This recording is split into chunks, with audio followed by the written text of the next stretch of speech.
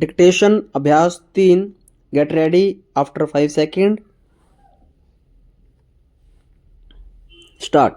अध्यक्ष महोदय, आज सदन के सामने जो बाढ़ और चक्रवात के बारे में हम लोग बहस कर रहे हैं वह निश्चित रूप से देश के सामने एक महत्वपूर्ण सवाल है। विराम।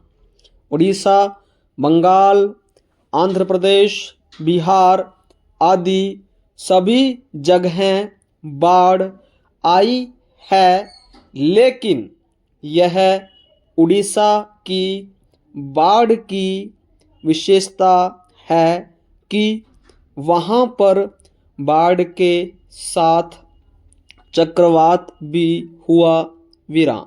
आपको यह सुनकर ताज्जुब होगा कि उड़ीसा का एक दुर्भाग्य यह रहा है कि पिछले 4 साल से उड़ीसा के एक जिले में दुर्भिक्ष व अकाल पड़ा। विराम।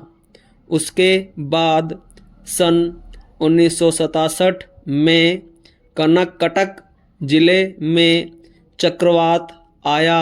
विराम। परिणाम स्वरूप यह दोनों जिले मुख्य रूप से क्षतिग्रस्त हुए हैं। विराम। कटक जिले के भी कुछ हिस्से में क्षति हुई है। विराम। मेरा यह सरकार के खिलाफ आरोप है कि मेरे चुनाव क्षेत्र में पुरी जिले में 26 तारीख को जब चक्रवात हुआ तो आपको यह जानकर ताज्जुब होगा कि उसके बारे में मैंने प्रधानमंत्री जी को चिट्ठी लिखी और मैंने उनसे आग्रह किया कि वह खुद वहाँ पर जाएं या कुछ मंत्रियों को भेजें, लेकिन वह तत्काल वहाँ पर नहीं गए। विराम। 1 महीना इस तरह से हो गया। विराम।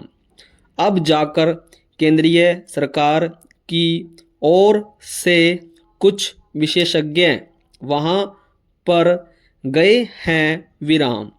स्थिति की भयंकरता का अनुमान आप इसी से लगा सकते हैं कि कोई 13 लाख लोग बेघर-बार हुए हैं और करीब करीब 4,88,000 एकड़ जमीन पूरे धान की फसल, जो कि एकमात्र वहाँ की फसल है, वह सब खत्म हो गई है। विराम।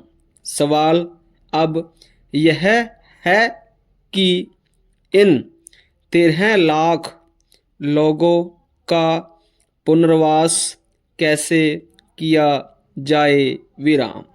मेरा पहला सुझाव यह है कि वहाँ राहत कार्य के लिए राशन मुफ्त दिया जाए और तब तक दिया जाए जब तक वहाँ और कोई इंतज़ाम नहीं हो जाता।